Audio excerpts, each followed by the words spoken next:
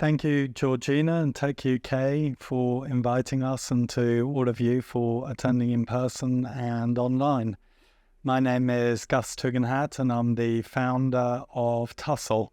And we're a London-based scale-up, and we're the market's trusted source of data and insight into public procurement.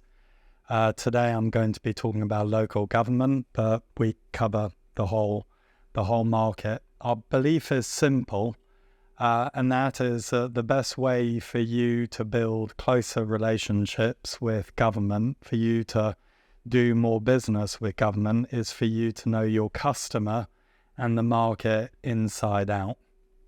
For you to combine the intel you get from feet on the street with market insight that is really kind of strategic and objective and comprehensive to help you plan strategically and to kind of shape opportunities proactively. So you're here almost by definition because I think you want to know more about local government to decide whether or not to allocate more resources to it, or perhaps less, or what you should do. And my hope is that by the end of this session, you will really be past masters on this particular part of the market, and you'll be able to make a really informed decision about your business development. For those of you who have never heard of us before, I think our credentials in this market are pretty good. For a young company, we count most of the top suppliers to government among our customers for kind of sales enablement purposes, but we are particularly proud that even the government turns to us to get better insight into their contracts, their expenditure, their suppliers, etc. And the media turn almost exclusively to us whenever they're writing salacious stories about, which supplier is most impacted by Birmingham City Council's going into administration, or how many contracts have there been mentioning the dreaded rack, etc. So when you read about public contracting, it's almost certainly our data backing it up. And lest I say anything very controversial in this presentation, the bad news is that it can all be proven out. It's all based on open data that we turn into open data.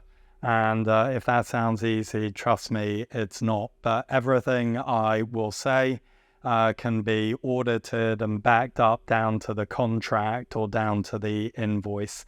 And that is essentially our model, taking all the open data that's out there and turning it into useful data so that you can just kind of, make decisions and take actions on the back of it. So let's kick off. How big is the market? How much does local government spend on ICT? Let's just start kind of a bit broader than that, just in terms of the wider public sector. In the fiscal year to March 2023, the wider public sector, everything from central government through to kind of blue light, if you like, spent just under £15 billion on ICT, which includes kind of tech and telecoms, basically, in our definition. And I suppose the punchline from us on this slide was that the market accelerated a lot in year one of COVID for all the kind of reasons around kind of accelerating digital adoption that we are familiar with. And then far from kind of giving up those gains and kind of going back to the size of the market before COVID, it just locked in those gains. So it's a new normal, a big jump in the pandemic, and then it's been growing steadily from there.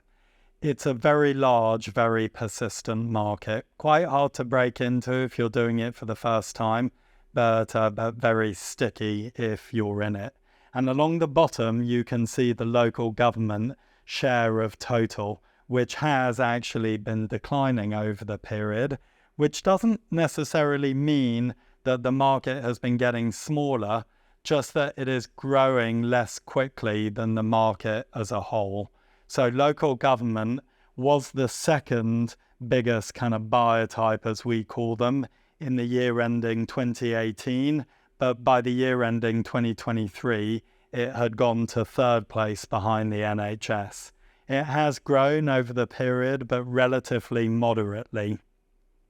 By comparison to the NHS, which you can see has almost doubled in size.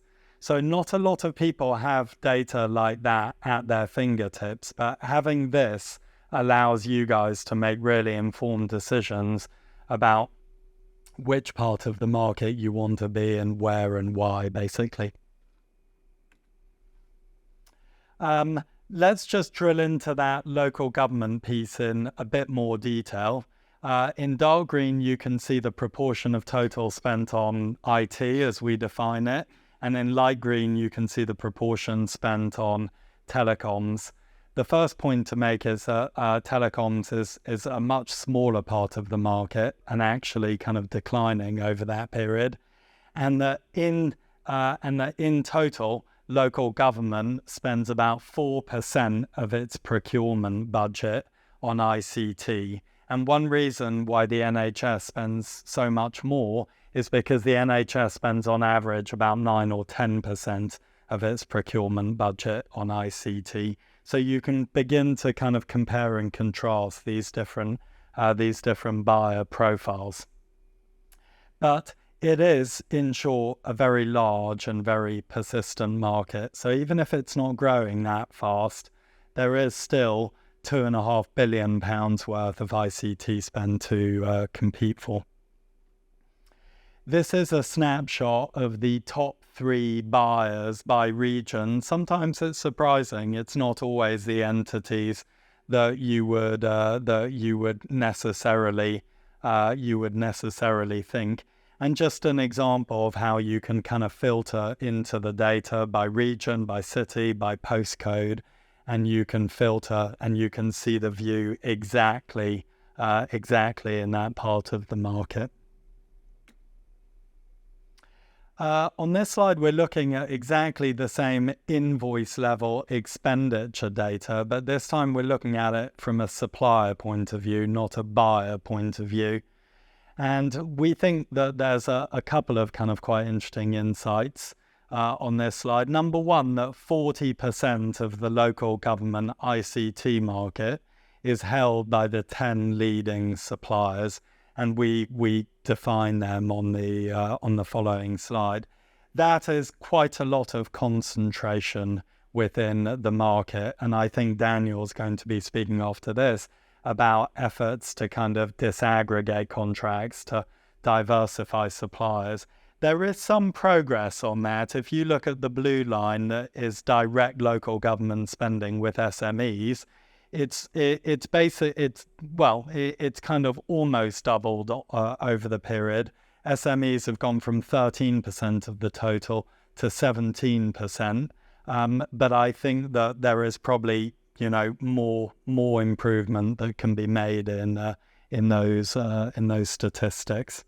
But I should emphasize that is direct spend with SMEs. It excludes any indirect spending they're getting through primes or tier ones.